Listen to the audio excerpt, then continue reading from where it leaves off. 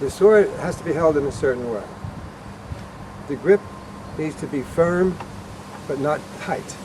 Firm enough so the sword can't get knocked out of your hand, but not too tight. It's like when a baby grabs your thumb. They hold the thumb firmly, but the arm is very, very loose and soft. The fingers should be closed. There shouldn't be any holes around. The fingers shouldn't be sticking out. You're holding it loosely like that. That should be firm. The flat of the blade should almost always be lined up with the flat of the wrist.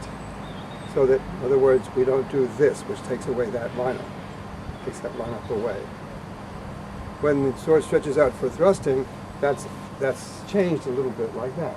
But basically it stays like this, and it doesn't do this ever. It doesn't do that ever, or anything like that.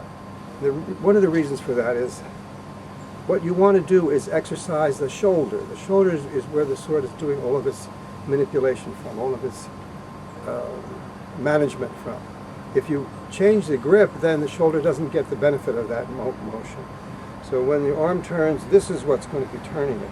And basically that stays the same. In the Chen and Chang form, there are 3 times when the wrist does bend, but those are in transition. Okay?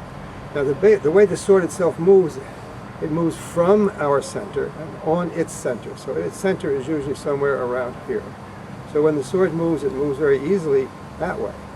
This way it moves easily, but this way it does not. So we need to move it with this as still as possible, stiller than the rest of the sword. You see the movement. This makes the movement effortless. And it can be moved very quickly that way.